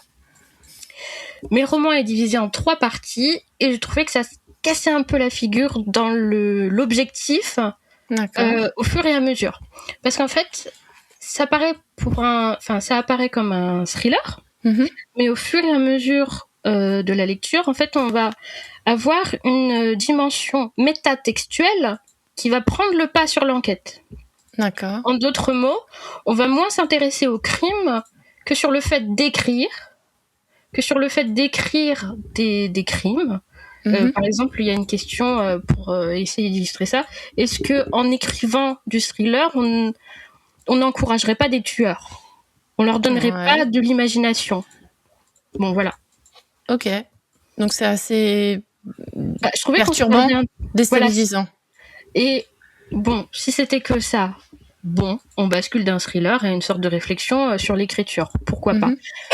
Mais la 3e partie m'a complètement fait décrocher, et j'en suis absolument navrée, parce qu'en fait, l'autrice se met à injecter une espèce de surnaturel, et j'ai pas d'autres mots plus doux, mais il faut pas le voir comme quelque chose d'extrêmement méchant. Mais ce dont j'ai eu l'impression, c'est que sur la fin du roman, la question de l'écriture devenait pardon pour le gros mot, ta gueule c'est magique. Ok. Donc moi ça m'a fait décrocher parce que en fait on perdait complètement la cohérence. Certains éléments étaient excusés par telle ou telle chose, une réflexion ou une autre, et on devait continuer en disant accepte ça, on continue. Et moi je suis pas trop fan de ça. Ok. Donc il y avait un beau projet, pourquoi pas basculer du thriller à la réflexion sur l'écriture, l'imagination, le mal dans les personnes, le fait que l'humanité ait une part de noirceur qui puisse s'exprimer à travers des meurtres. Pourquoi pas? Mais sur la fin, le surnaturel et le accepte tout ça parce qu'on parle de ceci, je n'ai pas réussi à apprécier. Surtout qu'à la fin, les contes ne servaient plus à rien et je comprenais plus le fil directeur. Ok. Donc ça m'a un peu déçue pour ces raisons-là. Mais encore une fois, c'est personnel. C'est personnel, et j'utilise peut-être des mots qui peuvent paraître acérés, mais ça reste un roman qui tout à fait. Je ne veux pas le critiquer ou le démonter. C'est juste peut-être que j'ai utilisé des mots un peu forts pour ça et je m'en excuse. Ok, ça marche. Mais voilà, ça a pas marché sur moi en tout cas. Ok, Camille, un livre qui t'a déçu cette année? Alors moi, je partirais sur l'Alliance des Trois, qui est le tome 1 d'une série qui s'appelle Autre Monde et qui est de Maxime Chatham. J'aime bien. Et en fait, ma faute. Déjà, je l'ai pris en audio et j'ai tenu à le finir, donc forcément, c'était plus long que si je l'avais lu un peu de diagonale. Et c'est vraiment public ado, voire très jeune ado. Et en tout cas, de mon point de vue. Et en fait, c'était pas l'image que j'avais de l'auteur et j'ai pas fait trop attention. Et donc, en fait, oui, gros flop. J'ai tenu à le finir, mais en fait, limite, vu que je m'y attendais pas, au début, ça commence et c'est assez adulte. Et puis après, au fur et à mesure que ça continue, c'est là où j'ai commencé à déconnecter, à me rendre compte que c'était trop, l'action était trop prévisible, les personnages étaient très caricaturés et c'était pas du tout le thème. Et enfin, voilà. Je l'ai fini. Parce que c'était quand même plaisant, il y avait du suspense, mais pas du tout à la hauteur. Tu liras pas la suite. Oui, je lirai pas la suite, ce qui est assez rare, mais là vraiment, je lirai pas la suite, même s'il était bien, c'était pas du tout ce que je voulais. Ok, ça marche. Oui. Et moi, c'est un livre que j'ai reçu avec ma cube de novembre. À la base, j'avais demandé un Cozy Mystery de Noël. Je pouvais pas être plus claire dans ma demande. Donc ça s'appelle Mort au château, un mystère de Noël, écrit par la team Romcom. J'aurais déjà dû me méfier à ce moment-là. Publié chez Charleston. Parce que je suis comme vous, les filles, j'aime pas la romance. j'ai tendance à m'ennuyer très vite, donc du coup c'est pas trop mon truc. Mais dans le résumé, ça semblait correspondre effectivement à mon cozy Christmas mystery de Noël. Enfin, vous voyez ce que je veux dire. Et puis le prologue commence par la découverte d'un cadavre le 25 décembre. Donc effectivement, j'aurais dû me méfier aussi à ce moment-là. Et en fait, moi, ce que j'entends par un cozy mystery de Noël, c'est une enquête. Vous voyez ce que je veux dire ? Une enquête, c'est-à-dire que je vais mener, moi, l'enquête. On va rencontrer des personnages, un meurtre va arriver. Par rapport à ces personnages et ce que j'ai vu d'eux, je vais mener ma propre enquête. On est d'accord ? Moi, c'est comme ça que je le voyais. Oui. En fait, là, le cadavre, autant il arrive dans la première page au prologue, autant on va dire le vrai cadavre, il arrive au dernier chapitre du livre. Et tout le reste du livre, en fait, c'est la description de la vie de ces gens qui se retrouvent dans ce château. Vous voyez ce que je veux dire ou pas ? Oui. Donc en fait, on en apprend plein sur différents personnages. Donc il y a différents auteurs, la team Romcom. Donc c'est différents auteurs qui parlent, qui donnent la voix à différents personnages, et ces personnages racontent leur histoire. Et on en arrive forcément à rencontrer celui ou celle qui va devenir le fameux cadavre. Et à la fin, le cadavre est retrouvé. Mais c'est la fin. Vous voyez ce que je veux dire ou pas ? C'est-à-dire qu'en fait, c'est un peu comme les Colombos. On sait dès le début qui est le cadavre, mais on sait pas qui l'a tué. Mais bon, voilà, ça vient au fur et à mesure. Et enfin bon, bref, voilà, j'ai pas adhéré. Moi, je voulais mener une enquête. Voilà, je voulais vivre la même chose que pour mon Cozy Christmas Mystery de Karine Pitoki ou Pitoshi. Voilà, moi, je voulais vivre ça, et en fait, pas du tout. Donc, voilà, je peux pas vous en dire grand-chose. J'ai pas aimé. Je l'ai lu jusqu'au bout, quand même, parce que je voulais savoir à quel moment mener l'enquête. Et jamais. Voilà. Bon, allez, passons à des choses un peu triste, plus. De quoi ? C'est assez triste quand même. Tu viens pour l'enquête, t'étais là à la fin. Oui. J'ai faim. Oui, tout à fait, c'est ça. Je suis restée sur un goût de trop peu, et j'aurais préféré que le cadavre arrive plus vite et qu'on mène l'enquête. Enfin bon, bref. Voilà. Allez, maintenant on va passer à des choses beaucoup plus intéressantes. Le livre qu'on a hâte de lire en 2026. Archie ? C'est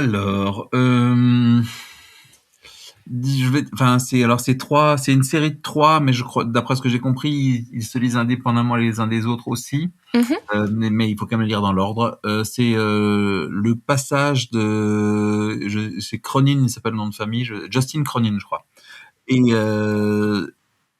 Et ça fait il est dans ma palle depuis très très longtemps, mais c'est 3 fois 1200 pages. Et en fait, c'est pas que j'ai pas envie de lire 1200 pages 3 fois, c'est que je sais pas si je vais avoir le temps de pouvoir m'atteler suffisamment à ce nombre de pages-là pour le lire comme il faudrait le lire. Donc c'est pour ça que pour l'instant je me suis pas encore mis, mais ça fait longtemps que je veux le lire. Ça a l'air d'être du fantastique, un peu post-apocalyptique, un peu ça a l'air vraiment sympa en tout cas. Donc voilà, j'ai hâte. Ok. Amélia ?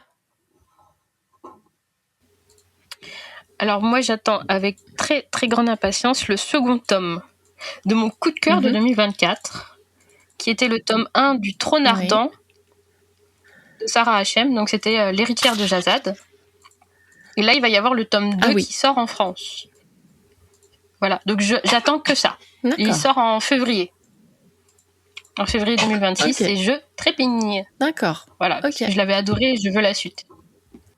Tu patientes en attendant et tu attends. Ça marche. Camille, pardon, à toi. En train de réfléchir, le premier truc qui me vient à la tête, c'est le dernier Game of Thrones. Je sais pas si ça compte. Oui, c'est pas faux. Il arrivera-t-il un jour ? Non, surtout des suites. En vrai, je l'ai déjà dit, mais la suite des Sables de Neige, la suite La Franchie, de séries comme ça que j'ai commencé. Je m'informe pas forcément trop en avance. Donc, Ok, ça marche. Alors moi, c'est un livre qui est dans ma palle depuis juillet-août, je crois. C'est What the River Knows, Les secrets du Nil de Isabelle Ibanez, publié chez Rajo, parce que ça va parler de l'Égypte, des chercheurs, des historiens, et ça m'intéresse. Voilà. Ok. Et maintenant, le livre qui nous attend dans notre palle et qu'on a peur de lire. Soit parce qu'il est trop gros, soit parce qu'on a peur d'être déçu, soit parce qu'il y a trop de hype autour et qu'on ne sait pas trop à quoi ça va tenir. Est-ce que vous avez un livre comme ça dans votre palle? Moi, c'est encore pareil. C'est une série, enfin, c'est une tétralogie. Mais c'est pareil, tétralogie de 4 tomes de genre de 1000 pages. C'est la tétralogie des Inhibiteurs d'Alastair Reynolds. C'est de la SF, mais c'est de la hard SF. Je sais que c'est génial, je sais que ça va me plaire, mais je sais que je vais y passer beaucoup de temps, que c'est pas du tout en plus dans mes prévisions d'écriture en termes de genre, et que j'ai des fois une sorte de petit biais comme ça où j'ai du mal à lire un roman long qui ne soit pas du tout dans le genre que je suis en train d'écrire. Si c'est des romans courts, ça passe bien. D'accord. Mais sinon, j'ai un peu de mal. Il faut que je sois un peu habité par la même ambiance générale. Okay. Donc, ça fait aussi longtemps que je l'ai, parce que c'est vieux. C'est un roman qui est assez vieux. Hein. Ça a je pense que ça va avoir bien 15 ans. Mais j'attends de le lire parce que je trouve pas le moment où je sais que je pourrais le lire comme je voudrais le lire. Voilà. D'accord. Ok. Camille? Moi, je pense à une série de Philippa Gregory, qui est une série historique. C'est plus, bon, il y a quand même plus de la romance. Je crois que ça se passe à peu près à l'époque des Tudors. En fait, c'est que j'en ai déjà lu plein sur cette, enfin, voilà, vu en film, en série, en quoi.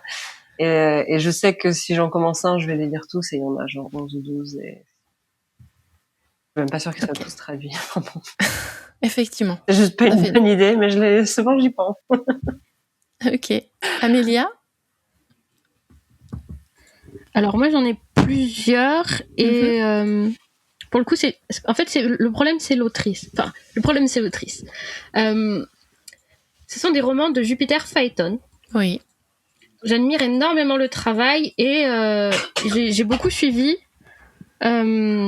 À un moment, elle faisait beaucoup de mini-formations pour les auteurs, etc. Enfin, voilà, oui. J'ai beaucoup suivi tout ce qu'elle partageait sur sa vie d'autrice-éditrice. Et je l'aime beaucoup pour ça. D'accord. Mais du coup, j'ai peur de découvrir sa facette autrice. Parce qu'il y a une autre personne, on s'en fout, je vais pas citer parce que voilà, mais il y a une autre personne que je suis pour les formations, et quand j'ai découvert ses romans, j'ai été un peu déçue. Ah. Ça n'enlève rien à la valeur de ses conseils, de ses remarques qui sont d'une extrême pertinence, mais c'est vrai que j'ai eu une déception en découvrant sa plume. D'accord. Donc là, pour Jupiter Phaeton, j'ai plusieurs de ses romans, notamment avec les dragons. Oui, l'Académie des dragons, je crois, non? C'est voilà. Pas ça? Je crois que c'est ça. J'ai peur de la découvrir en tant qu'autrice. J'ai très envie, mais j'ai très peur. Mais bon, okay. Après, promesse tenue, hein, si j'en parle maintenant, je vais essayer de la découvrir en 2026. Eh ben écoute, moi je sais que j'ai lu sa série Le Trône des Magiciens et j'ai bien aimé. Voilà, je dis ça, je dis rien. On va voir alors. Ah bah alors moi, le livre qui m'attend dans ma palle et que j'ai peur, c'est surtout parce qu'il est trop gros. C'est le livre le plus gros de tout ce que j'ai dans ma palle et c'est le tome 2 de Nevernight de Jake Christophe de chez De Saxus. J'ai adoré le tome 1 l'année dernière, mais quand je vois la taille du livre, je me dis mais j'en ai pour des semaines à lire, je vais rien lire d'autre à part ça. Donc du coup, ça m'embête un peu, mais il va falloir que je le lise parce que j'avais déjà beaucoup aimé le tome 1. Bon bah voilà. On a fait un petit tour sur notre bilan lecture de l'année 2025 et maintenant si on passait sur un petit bilan écriture pour terminer ce dernier épisode de l'année 2025, est-ce que vous avez une référence de livre qui vous a inspiré pour l'écriture, vous en tant qu'auteur, et qui vous a donné encore plus envie d'écrire ? Alors moi clairement c'est j'en ai parlé avant, Ce que prend la mer de Manon Fargeton. C'est de la blanche, hein, vraiment sans sans aucune petite tendance à partir vers un genre quelconque. Et ça parle de mémoire et c'est quelque chose qui me travaille et qui est un peu au cœur de ce que je veux faire depuis que je me suis mis à écrire et dont je me rends compte que ça revient dans quasiment tout ce que j'écris, que ce soit les nouvelles ou les romans. Mon premier roman, ça parlait de la mémoire, sur l'enfance. Et celui que je suis en train d'écrire, c'est sur la mémoire aussi, mais dans l'autre sens, donc plutôt chez des personnes âgées et qui la perdent. Okay. Et du coup, voilà, ça m'a inspiré. C'était le but quand j'ai voulu le lire, puisque j'avais moins aimé son roman dont j'avais parlé ça devait être dans le premier trimestre du book club. J'avais parlé de son roman post-apocalyptique 10 jours avant la fin du monde, que j'avais émis des réserves. En tout cas, ça n'avait pas spécialement marché sur moi. Et Ce que prend la mer, j'ai adoré. Donc, ok. Voilà. On le conseille, on le met sous le sapin. Camille, est-ce qu'il y a un livre cette année qui t'a donné encore plus envie d'écrire? Déjà, je vais devoir lire celui de Manon Fargeton que je suis allée lire. Archie l'a si bien, je l'ai déjà acheté. Je dirais des anthologies de nouvelles steampunk, celles de chez Oniri, là ils ont qui sont sorties. Et j'ai acheté le dernier qui est sorti, je sais pas. J'ai encore acheté celui de cette année et je me suis rendu compte que ça a énormément influencé. Déjà, j'écris du steampunk, donc c'est dans ma fibre, mais en plus de ça, là, le tout dernier, c'est 4 femmes qui l'ont écrit. À chaque fois, c'est un point de vue de femme et ça n'a absolument rien à voir. Enfin, vraiment, faire haut en couleur et ça m'a un peu, chamboulé sur la manière dont je traite les personnages, etc. Et d'accord. Super intéressant. Okay. Et vu que c'est plein de plumes différentes, c'est aussi une manière de lire variée. Oui, tout à fait. Recueil de 4 nouvelles à chaque fois. Pas trop imposant et ça reste diversifié suffisamment. Ouais, complètement. Ouais. Amélia? J'ai pas de livre en particulier parce que chaque lecture me nourrit, donc j'ai pas de titre en particulier. Ok. Alors moi, je dirais Jusqu'au plus profond des astres, d'E.G. Twice. Non, arrête de le citer. Mais j'y suis pour rien. Je plaisante. Après, ce que j'aime beaucoup aussi, c'est la recherche qu'ils font sur le vocabulaire. Il y a des mots que j'ai dû aller chercher dans le dictionnaire. Donc, hormis ceux qu'ils ont inventés, qui sont super marrants, parce que ça fait vraiment une référence à la culture, à la pop culture et à tout ce qu'on connaît. Mais la recherche de vocabulaire et des mots que je connaissais pas et qui veulent dire quelque chose que je connais. Et du coup, moi, c'est ça que j'adore énormément et j'aimerais pouvoir arriver à faire la même chose. Mais bon, voilà, j'en suis très très loin. Alors, maintenant, si on passait à un petit bilan d'écriture, puisque nous ne sommes pas que des lecteurs, nous sommes aussi des auteurs. Archie, quel est ton bilan pour cette année 2025 ? Bon, je suis chanchon parce que le bilan il est pas GG. Je suis dans mon 2e roman là, mais que j'ai du mal à avancer. Mais bon, ça y est, je pense que j'ai trouvé le rythme. J'ai trouvé le rythme et l'autoroute là pour continuer, mais quand même c'est un peu dans la douleur. Et donc sinon j'ai écrit une nouvelle horrifique pour le recueil, une nouvelle un peu plus longue d'anticipation qu'a lu Aurore pour le dernier book club. Oui. Et sinon pour l'instant c'est des recherches, c'est du début de roman avorté que j'ai repris, que j'ai réabandonné, rechangé et repris. Donc voilà, bilan mitigé, voilà. Ok. Camille? Moi, je suis contente que j'ai eu, encore une fois, du temps pour lire et pour écrire. Donc, et j'avais un temps très limité. Donc, je sais que j'avais que X semaines pour bien écrire. Donc, j'ai donné un gros coup de boost à beaucoup de projets. J'avais un roman que j'ai finalisé en début d'année. Et du coup, j'ai eu le temps d'écrire 4 nouvelles et d'en commencer un autre un peu plus court. Apprendre ses leçons. Pas une série de 10 tomes indépendants, c'est un one-shot. Ça va mieux se passer, je pense. C'est pas mal. Amélia, ton bilan d'écriture pour l'année?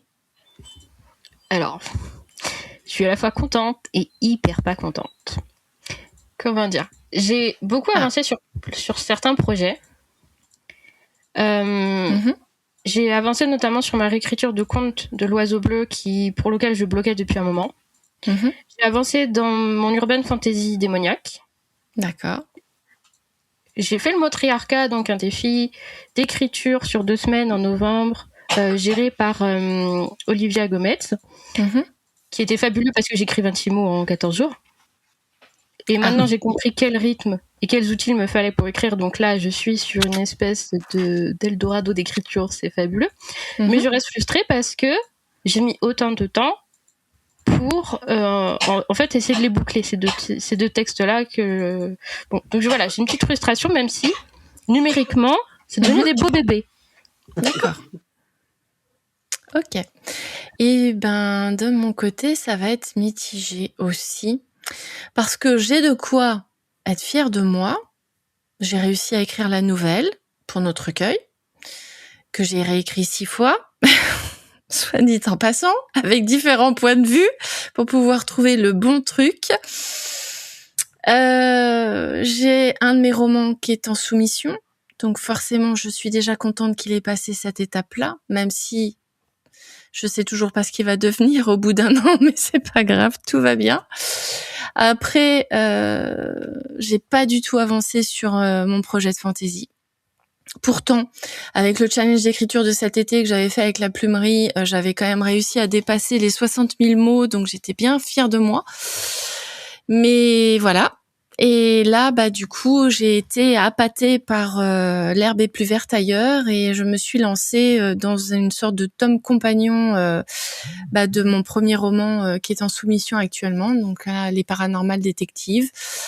J'ai commencé à faire tout le travail de recherche, de poser l'intrigue et tout, et là, je suis en train de fabriquer le G0, on va dire. Et j'ai écrit mon premier chapitre. Mais bon, voilà, c'est pas, malgré tous les challenges que je me suis lancée, c'est pas Jojo, donc j'espère que voilà. Passons à 2026. Quels sont les objectifs, chers auteurs, pour vos écrits l'année prochaine? Eh bien, finir ce roman, là, j'espère le finir, on va dire, en mars, finir le premier jet, hein, bien sûr, au plus tard. Et j'aimerais écrire une ou deux petites nouvelles, mais peut-être une novella aussi. J'ai eu une idée de novella l'été dernier que je garde de côté pour le moment et j'aimerais bien écrire ça. J'ai jamais écrit de novella. D'accord. Donc voilà, j'aimerais bien faire ça l'année prochaine. Je note. Amélia, tes objectifs pour l'année prochaine?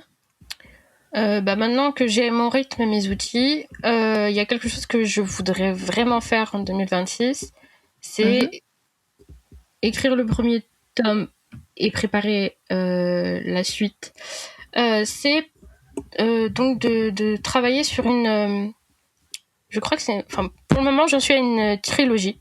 J'ai prévu une trilogie, mais j'aimerais écrire au moins le premier tome d'une série qui soit ma signature.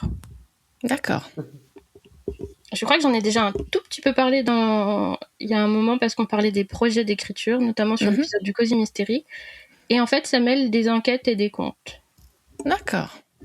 Voilà, donc j'aimerais que ce soit ma signature, qu'on dise « Ah, Amélia, l'autrice de... » Je vais pas dire ça tout de suite, mais voilà, j'aimerais vraiment poser le premier tome pour ça, préparer la suite parce que je suis versant architecte, même si je suis plutôt jardinière. Enfin, je suis entre les deux vraiment, mais j'ai besoin de beaucoup de préparation en amont. Et voilà, objectif, poser le premier tome, parce qu'à la fin du Motriarcat, j'ai déjà posé des premiers mots et maintenant, on nous regarde pas les objets brillants sur le côté, mais j'ai très envie maintenant de poser la suite. Et c'est vraiment mon objectif 2026, poser cette série au moins pour le début. D'accord. Camille, tes objectifs? Alors ambitieux parce que là j'ai une période où je sens, mais je verrai, vu que je commence un nouveau boulot, je verrai le sacré, mais j'aurais bien voulu auto-publier les 2 tomes que j'ai écrits de ma grosse série, parce que plus j'y pense et moins j'ai envie de passer en M et de regretter les autres. Et puis d'un autre côté en envoyer 10, c'est une grosse saga quand même. Donc voilà, à voir, mais je ferais peut-être ça et j'aimerais bien écrire du coup un 3e. Et là, j'en ai un en premier jet que j'essaye de finir pour la fin d'année, donc j'espère finir les corrections. D'accord. De beaux projets. Ouais, un en entier et un en correction, ce serait déjà pas mal. Et pour moi, ce serait d'arriver, je ne suis pas sûre, mais j'aimerais bien finir ce fameux tome compagnon et finir ma fantaisie. Vraiment m'y mettre pour de bon et la terminer parce que j'avais quand même des belles idées, donc voilà, j'aimerais finir un projet, un vrai de vrai. Vous voyez ce que je veux dire? Parce que depuis Paranormal Détective que j'ai soumis et qui est en cours de soumission pour le moment, j'ai pas écrit grand chose de plus, donc voilà, j'aimerais vraiment avoir un autre projet terminé de A à Z. Premier jet, correction, relecture, et puis voilà. J'aimerais bien ça, mais bon, on ne sait jamais. Voilà. Eh dis donc, c'était un bel épisode, bien long, avec plein de recommandations pour glisser sous votre sapin, que ce soit des livres sur Noël ou des livres que nous avons beaucoup appréciés cette année 2025. N'hésitez pas, du coup, à nous faire un retour sur vos propres recommandations. On arrive à la fin de ce dernier épisode. Chers membres du Book Club, comme notre petite habitude, notre petit rituel de fermeture d'épisode, quelles sont vos lectures en cours? Archie, qu'est-ce que tu es en train de lire en ce moment? Je suis en train de lire Toutes les nuances de la nuit de Chris Whittaker. C'est un thriller. Alors, j'ai lu 80 pages sur 800, donc je suis au début du début. Oui. Mais c'est déjà génial. Donc, voilà. Ça promet. Ouais, ça promet. Ok. Camille? Je viens de commencer un service presse pour Natasha Brown qui a écrit Rivage. Et je suis en train de finir un recueil de nouvelles d'anciens licards qui s'appelle Rendez-vous avec la nuit, qui est très sympa. D'accord. Et puis j'ai démarré le livre des cendres d'Olivier Martinelli. Je fais une bonne moitié, j'adore l'univers. J'aime pas du tout le récit. Le style est... Je sais pas, j'arrive pas à me rappeler qui fait quoi et j'ai l'impression qu'il se passe rien alors que je me rappelle de rien. Donc il y a un match qui se fait pas. Mais je veux le finir quand même parce que le monde est sympa et c'est une fantaisie qui est sympa à lire le soir, je trouve, sans dormir. Ok. Un peu doudou. Et ouais, un peu déçu pour l'instant. Ok, on note. Et toi, Amélia, qu'est-ce que tu es en train de lire en ce moment? Alors j'avoue que j'ai terminé le livre pour ce book club il y a quelques jours et je n'ai rien commencé depuis. D'accord. Et je pense pas commencer tout de suite autre chose parce qu'il va y avoir Noël, il va y avoir plein de choses à faire et j'ai encore 2-3 petites choses à boucler sur le plan personnel aussi avant. Donc pour le moment, je n'ai rien. Ok, on note. Et j'attends 2026 pour me lancer dans de nouvelles aventures. Ouais, tu as bien raison. Faire des pauses, des fois, ça peut faire du bien. Moi, j'avoue que j'en fais pas. J'ai encore trop de livres à lire. Alors, moi, je suis un peu comme Camille. J'ai plusieurs livres sur le feu. J'ai un livre audio que je crois qu'il doit me rester 3-4 heures à écouter. C'est le tome 2 de La Guerre des Ombres de Isabelle Lozac. Donc, c'est la complainte du roi poète que j'adore. Vraiment, l'univers, il est carrément dingue. Ensuite, en numérique, je lis Meurtre à Endgame parce que je reste dans l'esprit cosy de Noël avec mes petits crimes parce que j'ai été insatisfaite par Mort au château, donc je veux un vrai cosy mystery.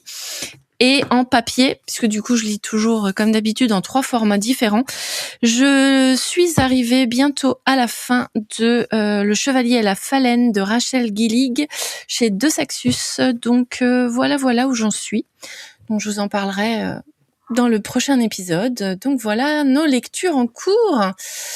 Et voilà, on arrive à la fin. On a présenté tous nos livres autour de Noël.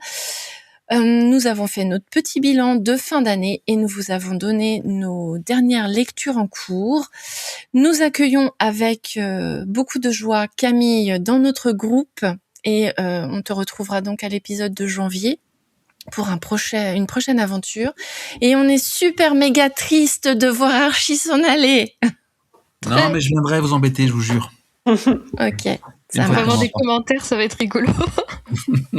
On t'interviewera sur tes projets en cours pour te mettre un peu de pression. Voilà, Les trimestres, petit point bilan. Tout à fait. Ça marche. Et puis Aurore, vous la retrouverez en pleine forme en janvier. Et donc voilà, ce dernier épisode de l'année se referme. On espère qu'il vous a plu, qu'il vous a inspiré de nouvelles lectures à glisser dans vos wishlists ou sous le sapin. Si vous avez aimé ce book club, n'hésitez pas à vous abonner, à liker et à partager. Si vous le souhaitez, vous pouvez également nous suivre sur nos pages Instagram, dont vous retrouverez toutes les infos dans la barre de description. Si vous avez des questions ou si vous voulez partager vos propres recommandations, vous pouvez nous envoyer un mail à ducappuccinoetdesLivres@gmail.com. Nous serons vraiment ravis de pouvoir vous lire. Nous tenons, on arrive à la fin de l'épisode, je suis fatiguée. Nous tenons à vous remercier du fond du cœur pour votre fidélité tout au long de cette belle année 2025. Grâce à vous, ce book club a véritablement pris son envol. Nous vous souhaitons une fin d'année douce, inspirante, pleine de belles lectures et de moments précieux. Et on se retrouve avec joie en janvier 2026 pour de nouvelles découvertes littéraires. Merci, chers membres du book club. Bonne fête de fin d'année à tous. Bonne fête. Bonne fête à tous. Et merci pour votre écoute et à très vite pour la suite.